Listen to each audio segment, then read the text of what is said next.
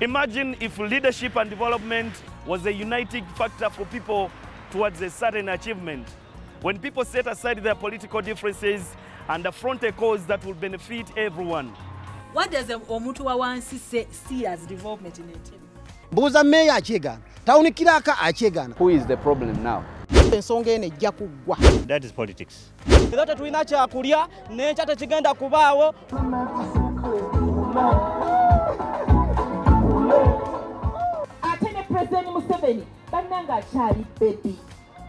Join us every Saturday from 9 to 10 a.m. as we discuss matters in Entebbe, the first Uganda's colonial capital, and what it deserves. Well, thank you very much for joining us once again on this episode, and we are coming to you from the Media Lab headquarters here in Abaita Ababiri, Entebbe, we can say generally because that's what it's known to be. But of course, this time, we will be speaking matters, elections that have just been conducted in our neighborhood, the Kenyan side. And as we speak now, we know a lot is still being undertaken. The IEBC, the Independent and Electoral Boundaries Commission, is still doing its best to see that the best candidate from the election be announced for the Kenyan side. But we know a lot, especially what happens in Kenya really also reflects on us, Uganda as a country, as people are saying this has been the most credible, free and fair election. There is a lot that perhaps we should draw into as insights in understanding this conversation better. We are live on Nkumba Times. We are live on Entebbe Post, Media Lab. You can follow, click, like, comment in case you think there is something we should also follow up. But also on YouTube, subscribe, and we'll be getting all our updates wherever we come online here. This beautiful morning, I am joined by my co-host, that is Joanna Kello. She's a writer with Uganda Radio Network, who is going to look or draw insights in as far as how this conversation is going to run. But we know very well that the vibe for the country's top seat for the Kenyan side is between William Ruto and Raila Odinga. Wajakoya, Professor George Wajakoya, and also Waihiga Mwaure David are also in their own way of competition, but we'll look at the two who are taking one another. As we speak now, tallying is still ongoing, but I am joined by I normally like calling you my co-host, but now today you are like a guest, but you're still a co-host. Thank you for joining me this beautiful morning. Thank you, Ivan, and good morning. You have closely been following the elections in Kenya. We have seen what is trending on social media. Although people have not closely been following what IEBC has been tallying, but what media houses were doing. But basically people are saying this is a free, fair and credible election that has been conducted in Kenya without any violence, much registered apart from the minor incidences. What is your take on this election? I have been listening to many of the panelists. I would switch channels. I would switch channels, KTN, go to Citizen, go to K24, go to NTV Kenya, KBC, and you would... even our own here. Uganda, not really, because the action is in Kenya. Yeah. So it was very interesting. But I've also read, and I've read some one of the cartoonists. I think it's called Gavari. I don't know if that's how they pronounce his name. But he's written a commentary on Al Jazeera, and he says this election was un-Kenyan, boring. So he said it is un-Kenyan because one, Kenyan elections. The previous elections, 2002, 2007, 2013, and 2017, in his view, they were really, you could really think it was a Uganda in Kenya, Kenya and Uganda, because the way they would even vote, you know. A day or two, actually a day after the election, a winner is declared. So in his view, it has been very boring. So why has it been boring? Because one, people lined up as usual, but they lined up, and by midday or so, most of them had stopped going to the polling stations. That's why you see the voter turn-up was less than 70%. Yet in previous times, before 2010, before that election violence, people would really turn up in big numbers. So they are thinking apathy, voter apathy has returned. Youths are no longer interested. So the way I saw it, it was very interesting, but what amused me was how Ugandans were very invested in the Kenyan election. You could think we also voted. We also voted. Because the number we have of stake jokes, in the elections. the What happens in cartoons have Kenya? been very interesting, of course. But you could just, I mean, there was this interesting one where you had reports of the Kenyan police, Ugandan police, the army deploying on the borders, the Ugandan army deploying on the borders just to keep, the peace. And then people fleeing Kenya to come to Uganda, both Kenyans and Ugandans fleeing Kenya ahead of the election. So those are some of the things I saw, but it was very interesting. If I may ask you, Joanna Kelly, you covered our elections recently. Can you attribute this to the fact that Kenya has ever tasted the wrath of violence when in 2017, when 2017 was fair, it was going to be 20, but 2007 I can say yes. 2007, when they 2008. lost over 1,000 people. Can you attribute this to the fact that they ever tested the wrath of violence? If it was to test them, it was the 2013 election and 2017, because I think they reached a point where they realized elections, they are very emotive. Everyone has emotions attached to an election. But there are fewer winners. There are more losers than winners. So every election cycle has taught them that elections are not a do or die. They never want to go back to what happened in 2007, 2008. Because sincerely, people dying. I've just been reading some social media comments, and people are saying an election without the presence of the military that can scare away people from voting.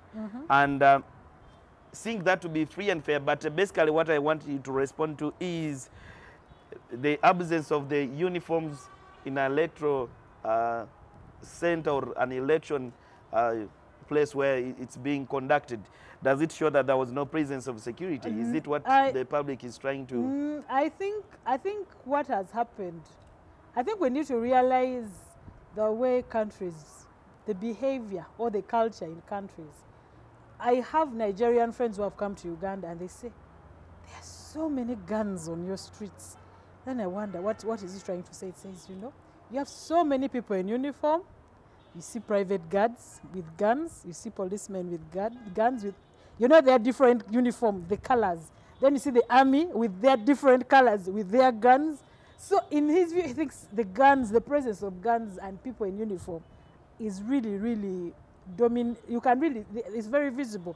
But what I think for the Kenyan election, I even saw somewhere where a journalist or someone was saying that unlike in Uganda where the military and the police are outside the polling station, they saw in some polling stations in Kenya, the army and policemen were inside.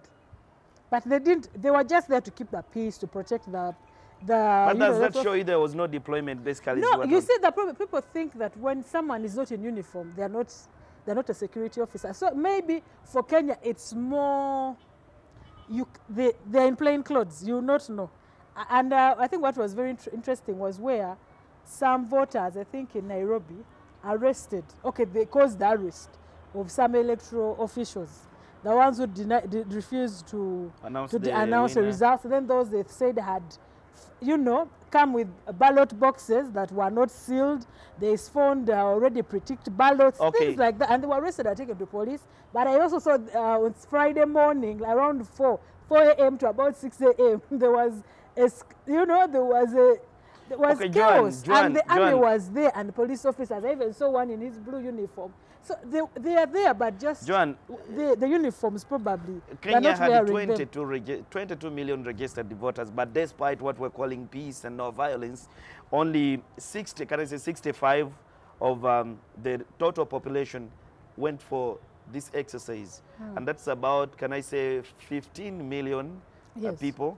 But then what do you think led the rest not to participate in this election if there was peace exhibited, transparency? And just like I said, I listened to many panelists. I've read many commentaries about the Kenyan election. And someone said it was boring. It's un-Kenyan because people went to vote. They were already queuing at 6 a.m. You saw the TV stations, you could see 5 a.m. people already queuing on Tuesday morning. But by midday or 1, there were no people. The polling stations were empty. Wind up with at the end of it, at the end of the day, the IEBC said that 14.1 million people had voted. That's about 65.4%. But then a day or two after, they said they kept giving a rider that excluding the people who were verified, who used the manual register. You see, so that means the number of voters might have been more. Might be more at the end of the day. But still, what I've heard people say is that it's the youth that kept away from the election. They didn't vote. Is there trust in the Independent Electoral and Boundaries Commission in as far as how it is conducting this exercise in your... So what I've read is that the youths, you know, I think it's because, one, we should appreciate there's no incumbent. There is no incumbent.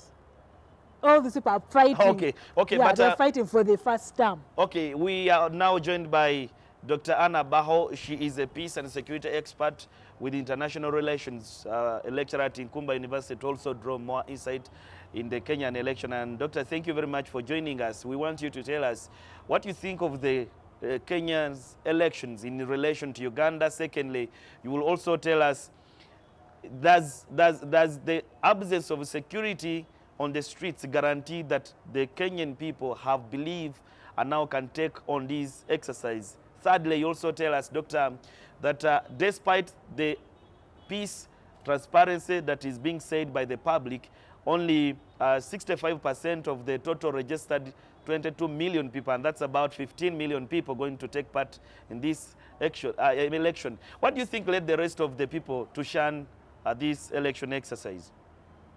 Well, Kenya has given Ugandans a lesson, definitely. But first, I think that Kenya has handed to East Africa and Kenyans particularly the best that we could get in terms of change of administration, political administration, in a peaceful, non-violent manner. And that is what Kenyans and East Africans have always yearned for. For Uganda, the lessons to pick are many. First of all, that we can have a peaceful election. Many people say that the election doesn't have to be free and fair all the time. It is about competition. But yes, even competition needs to be on a leveled ground for each one of you to, you know, compete fairly. Kenya has shown to us that we can have less uniformed men in the process, but also that power can shift hands from one person to another in a manner that does not necessarily lead to loss of life and destruction of property and pelting of stones against the security officers and bullets against the civilians, among the others. Rather, credit, I think, for me goes to majorly the major political actors, and that was Raila Odinga and William Ruto, for probably convincing their voters that it is possible to have a win or a loss, but this win or loss does not have to come violently.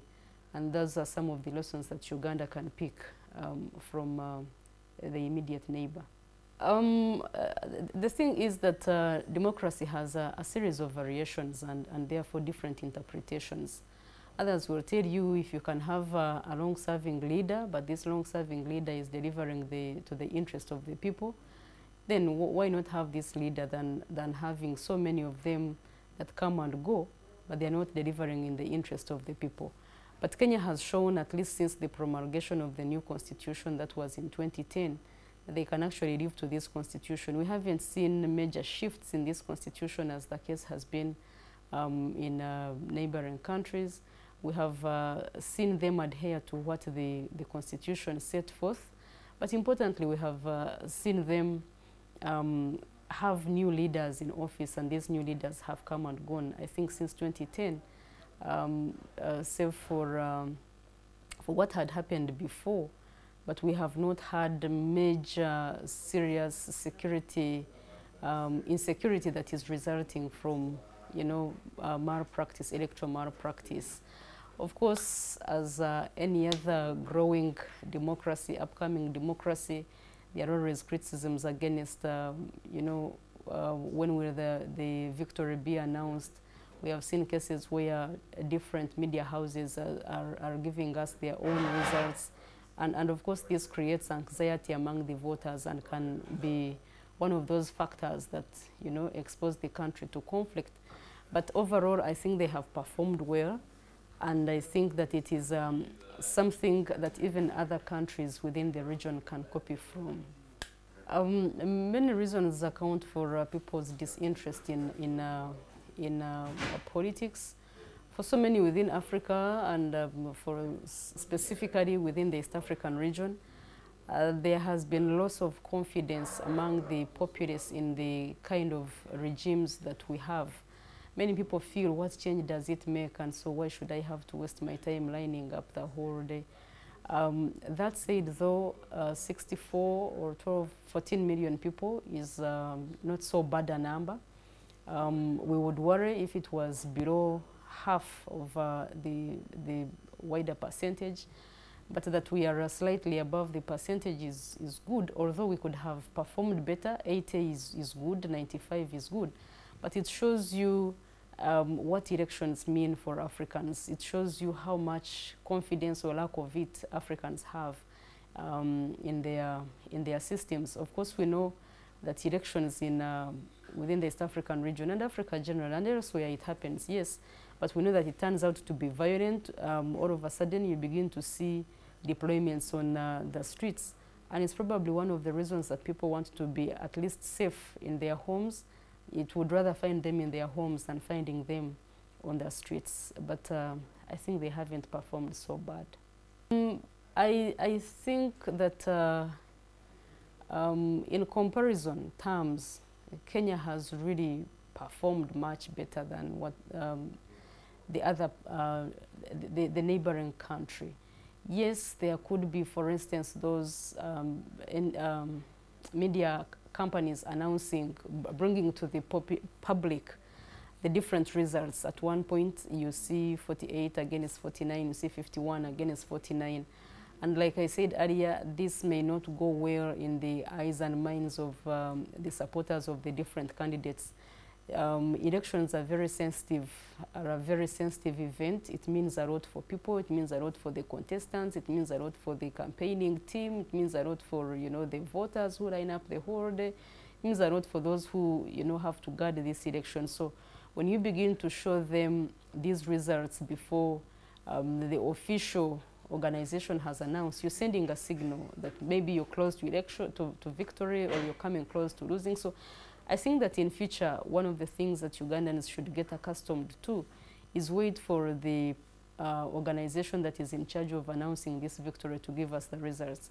Otherwise, we get so many of these different teams having their own tally centers, but at the end of the day, it is the Ugandan who gets emotionally drained, and yet you do not get as much from what has been announced. At the end of the day, it must come, after all, from the Electoral Commission. Thank you very much, Doctor, for speaking to us. Thank you as well, Ivan and team. Well, thank you very much, Doctor. I think you've heard what the doctors said. Many things she's talked about, the turn-up, the voter turn-up. She's also talked about security, and she also talked about the fact that the Kenyans have tasted the wrath of violence, partly what we discussed at the introduction bit of our discussion. But I think before we respond to what she said, we go in for let's go in for a quick commercial break, and when we return, we will be reacting on what Doctor has said and relate it to what has happened to us here, Uganda, and we'll return shortly after this break. Entebbe, the land of freshness, fresh breeze, fresh water, fresh weather, and fresh foods. Entebbe is not just the gateway to Uganda, but also fresh foods supplied from 81 Sese Islands in Lake Victoria. Fresh foods from the garden to Chitoro Market and straight to your home. Visit Chitoro Market in Entebbe, Uganda's first capital for all your fresh foods.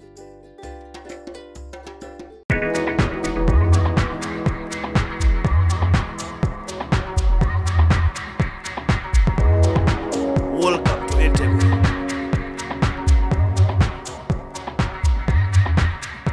Uganda's first colonial capital, the home of recreation and tourism.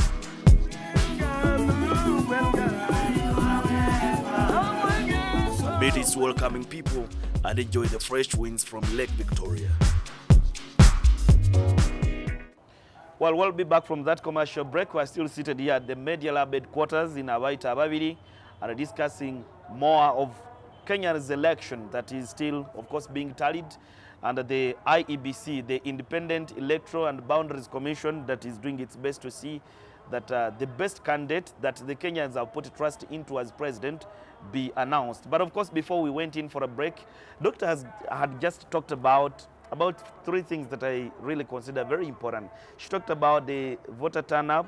She also talked about security, and she's saying, let's start from security. She says the absence of uniformed men on the streets did not imply that there was no security deployment. Perhaps it was a strategy for the Kenyan government to see that security this time is in plain clothes, and that's what a common person like me and you would not understand, that there was security. What's your take on that? But just like I had said, that Nigerian friend who said there were too many guns on Kampala streets, and I was saying that other countries, they prefer, okay, I'm not generalizing, but you find that they are not going to put on uniform, but the security men are there.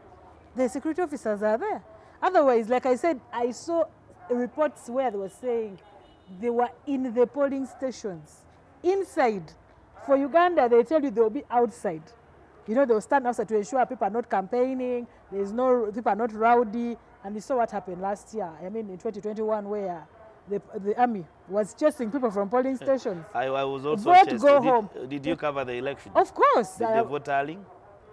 Yes, I even did that because I had my tag. If you had your tag and you had your press jacket. I was refused. How come?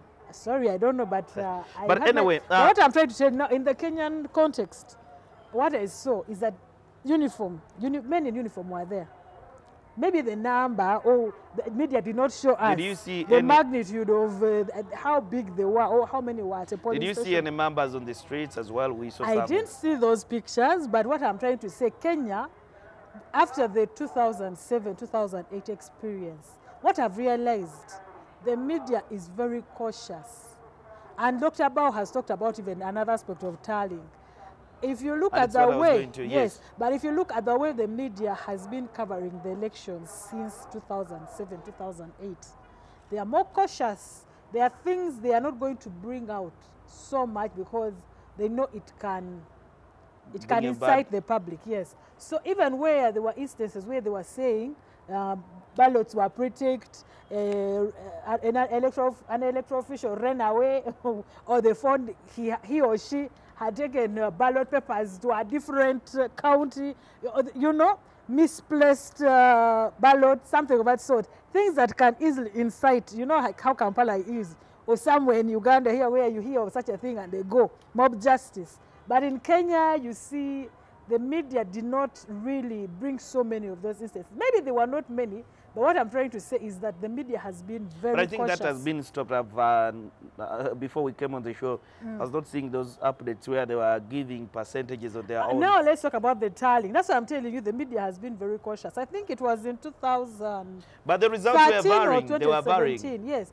2013 or 2017, where people were blaming the media.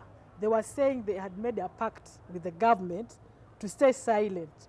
You know, the public had this thing that the media had signed a pact with the government not to say certain things, not to display, let's say, grievances or show people are discontented, but you could see there were many aspects because they were telling them 2007, 2008, some of it happened, the violence, some of it happened because of radio stations or journalists who propagate. That's why you saw this journalist who was taken to the ICC with William Ruto and President Kenyatta, you know. So they all went to ICC and each of them was given, they were accused of a certain number of, okay, they were acquitted, but still, there were issues. What is the role of the media? Just like in 1994, the Rwanda genocide, they blamed the radio stations, the media, for propagating, for blowing some of those things out of proportion. So when someone hears, oh, so-and-so has won, and yet, in their minds, it's their candidate who won. So now let's talk about the aspect of the tallying. People might not have realized, but if you watched KTN, you watched NTV Kenya, you watched Citizen, you watched K24, you watched KBC, different results.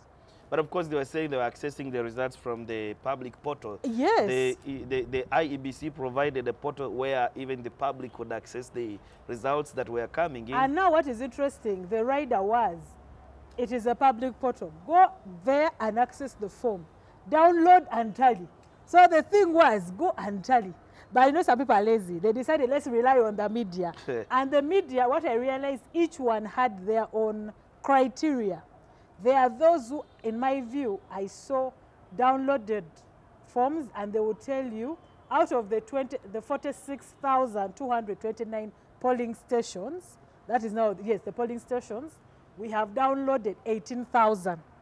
The 30 form for the declaration forms for 18,000 polling stations. Out of the what? 46,000. That was the approach of Citizen TV. That's what I saw. Then when I watched KTN, what I realized that for them they were looking at how many votes they had tallied, how many votes out of the 14.1 million votes cast. You know the ones that but so I want to draw some relevance here. Just a minute. Okay. Now you'd find KTN is saying we have tallied 9 million votes. Now, when you're looking at how the candidates are faring, you find Dr. William Ruto has, let's say, 3.6 million votes. That's about 51%. Then you see Raila is just behind him by a few votes, and he's on 49.8 or something. Wajakoya, and then those two somehow they were number 3, David number Wahiga. 4. Those three, their percentages didn't change. But anyway, what I wanted to bring home, always number 2 and number 3. What I wanted to bring home is that that giving you an indication that for another reason, state has to grant some trust into the media in as far as feeding the public with this information. What Kenyan media is doing, I think, is something that has never been done here. But the media is also doing its best to array the information. You saw from the recent election, the media was questioning the Electoral Commission. Where are you getting the results, figures that you are telling? And it's a question. Now let me answer you on that. When I looked at what KTN, Citizen, and I was waiting to what I was always waiting for was where they got those results from. And you'd find now, like for actually what I realized, people are depending now on Citizen. Because Citizen is the one that painted, that had that blue and yellow map. I think most people saw it. Now, if you are not careful, you would not notice that just below that map and what they have put, they have put for you where their results have come from. Yes. So the different counties. So what was very interesting, by the way, was the results from the diaspora. So I think out of 12 countries or 12 embassies, I see Raila had 1 in 11. And then prisons. When I checked on KTN, I saw 16 votes. So I was wondering, there are only 16 eligible voters in prison or what? So I mean, those are things that were interesting. And those are things that Uganda is fighting to get. Because I see Parliament has been pushing. And I think even the High Court, I think in that constitution, okay, the court has said that people in the diaspora must vote. Now the people who have not yet been included are the prisoners. But Kenya has gone way ahead of us. You know? Okay. Joan, you'll just let me get the pops, the views and opinions by the people who have also, Ugandans who have also closely been following these elections.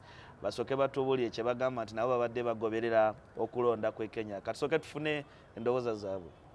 Amanya nze Gubi Alex nga nkola mu nnyama wano kubayita ababiri. Akalulu ke Kenya nze nkagoberera okuviira ddala we katandika nakati olwaleero we bituuse.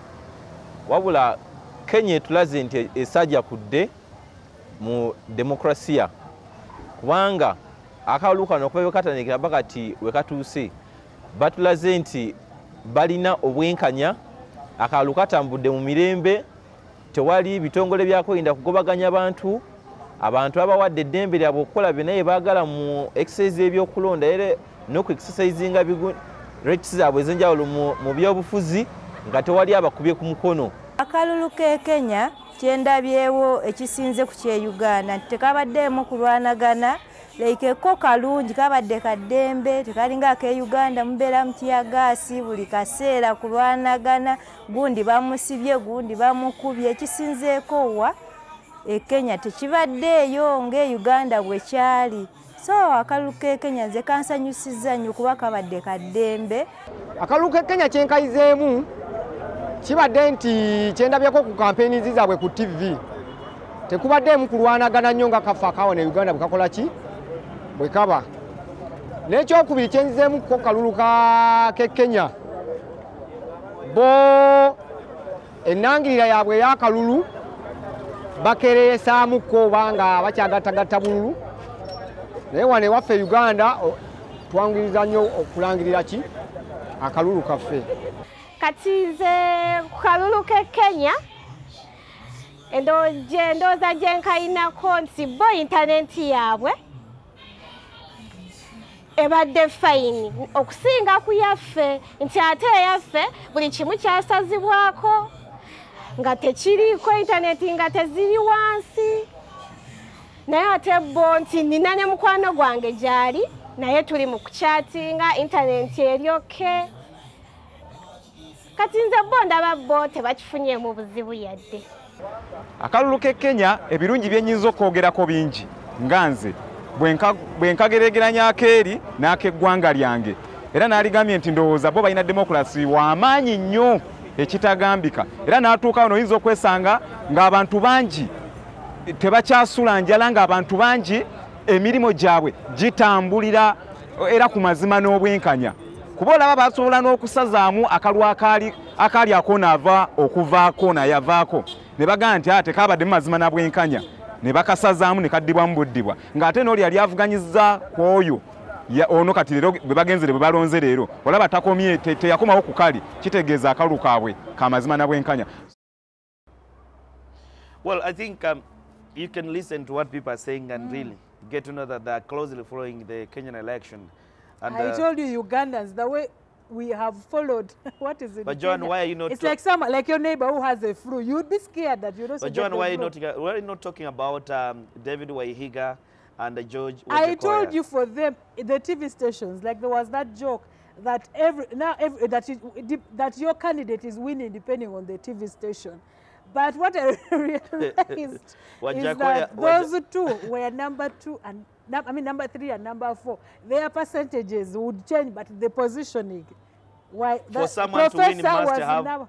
Professor was always number 3, has always been number 3, and but he sent a tweet to the fourth candidate, and he said he warned him that you'll never win him in this race. So Professor Wajakoya George and David Waihiga are also up against each other. But I think at the end of the day, every election there are people they call jokers. You know, that's right. When you realize what people say, people say the professor is a joker. Before we predict, before each one of us takes a prediction, imagine Wajakoya becomes the president of Kenya. You remember his message? The roots. The first thing is weed should be legalized. And that's why. And I am sure when he wins the election, everyone must have a stick at the on the road to jubilate Wajakoya. But basically, I want to get your prediction in this election. What's your prediction? I wouldn't want to predict because, okay, Kenya is very interesting. You know, William Ruto has been considered a kingmaker. Whoever he goes with somehow, okay, apart from 2007, where he was with Raila Odinga, and then they lost him, and he was Odinga's running mate. But okay, he was in Raila's camp, and then he shifted to Uhuru Kenyatta. People have always said where he goes is where the votes will be. So when you look at the way the voting patterns are, I think the low voter turnout might not work in his favor, because when you look at the map and how the results have been coming in, unless things change, but it's a tight race. It's one of those that many people are thinking it might be a rerun, because if you look at the way things are moving, getting the 51% might be hard, but whoever wins, between Ruto and Raila, between Raila and Ruto, whoever wins, it will really be very close. The margin will not be so big, so wide. Yet some of them had promised that they are going to wipe out, they want to wipe out their rival. Yes, Ruto had said that, especially in Mount Kenya and you know, the most parts of northern Kenya. Raila has more votes also from the what is interesting, if you look at the way the patterns have been, I think the Azimio has been more national. For Ruto, his voters have been more or less according to what people had predicted. The tribal lines, the mountain Kenya, and Turkana. But even if you look at, I saw their constituencies, there's one where Raila won. And what I've seen is people have been talking about running mates. Martha Karua, you know, so they say she didn't deliver.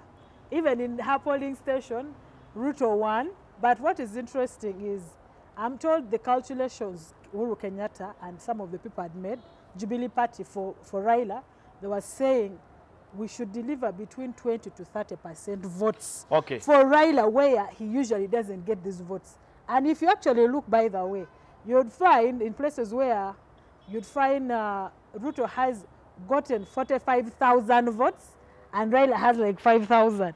But you see somewhere else, you know, it's like a zero-sum game where you lose here, but you catch up somewhere else. So it's very interesting. It's a very interesting election. Yeah. And I think my prediction will be that Raila will be the next president of Kenya. I will not justify the reasons given the fact that IEBC is still doing its worst. I don't want perhaps to guess right and people think I had a hand in the election. I don't want to do that, but I think Raila Odinga has to be, according to I'm saying me, has to be the next president. And the third person will remain for George Wajakoya. I mean, this is an election. I didn't know even the last position is also struggled for. You've seen how George Wajakoya and David Waihiga are also struggling for. Their positions are known. Well, it's been a good discussion here with Joan Akello, my co-host here, but discussing Kenyan's election. Before we go, do you know how relaxed the outgoing president is? He is. He's somewhere. He's a man of peace. I have watched certain videos when he's walking on the street. I think he was missing that. I can say Kenyatta was missing. Missing what? Relaxation. Walking openly on the streets but and saying doing hi. That. You've seen them, but not as many. That before. What I'm trying to say, the joke was, people are like, is this how Muzee can actually, would Muzee be in such a position where people drive and they see him walking or moving around with these cows as an election and people are busy, and yet there's a lot of fire somewhere else, you know? You saw how he was holding a stick, and the president, our own president, also was holding it. So he opened. Well, it's been a nice discussion, both Entebbe Post, Media Lab, Nkumba Times, but we are drawing much more of what we think of the Kenyan elections.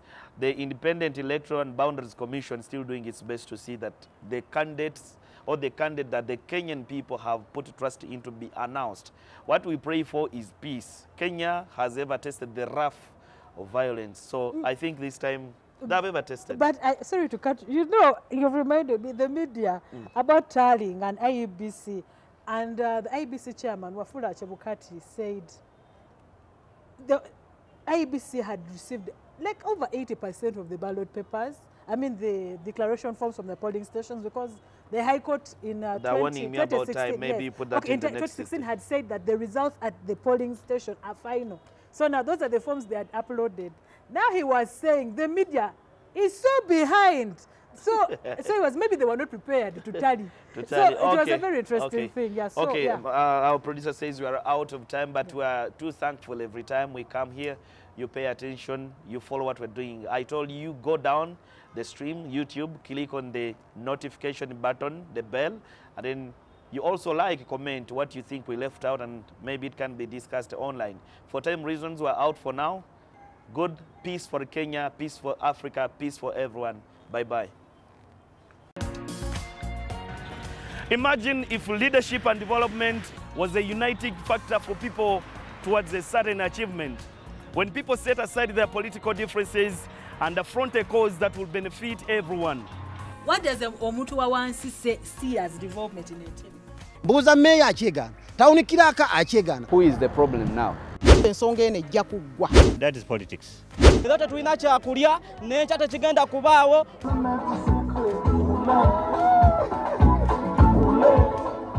Ate ne President Museveni bannanga akyali baby. Join us every Saturday from 9 to 10 a.m. as we discuss matters in Entebbe, the first Uganda's colonial capital, and what it deserves.